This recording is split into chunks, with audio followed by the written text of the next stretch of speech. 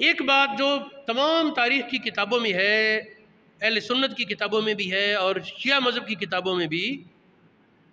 کیا بات کہ عمر فاروق کے بارے میں نبی پاک نے دعا کی تھی کہ یا اللہ عمر کے ذریعے اسلام کو عزت عطا فرما، عمر کے ذریعے اسلام کو عزت عطا فرما۔ شیعہ مذہب کی کتابوں میں بھی یہ بات موجود ہے اور سنی مسلک کی کتابوں میں بھی موجود ہے۔ پھر آپ کی دعا قبول ہوئی اور عمر مسلمان ہو گئے۔ اب سوچنے کی بات یہ ہے کہ جو لوگ یہ کہیں کہ عمر جی اوپر سے کلمہ پڑا تھا اور نبی پاک پر دباؤ ڈال لیتے تھے،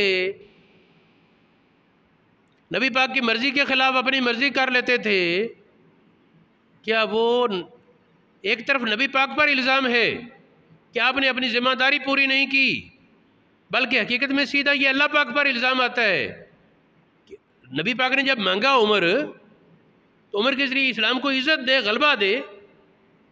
تو اگر عمر کے ذریعے ایسا عمر اللہ پاک نے دیا جو وفادار کے بجائے بے وفا، خادم کے بجائے روب جھاڑنے والا ہو، ماننے کے بجائے منوانے والا ہو، یہ تو اللہ پاک کے دین پر بھی اعتراض آئے گا۔ حقیقت یہ نبی پاک نے مانگا ہے عمر، اللہ پاک نے دیا ہے، اللہ پاک نے دھوکہ نہیں رکھا،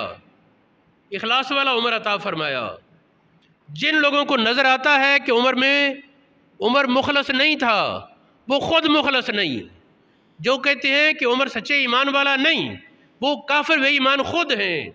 وہ ان کے اپنے ایمان خطرے میں اور مشکوک ہیں۔ عمر کا ایمان تو خالص تھا، عمر کے ایمان پر شک کرنے والا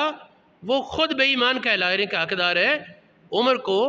بے ایمان کہنا، ان کے ایمان میں شک کرنا بہت بڑی جسارت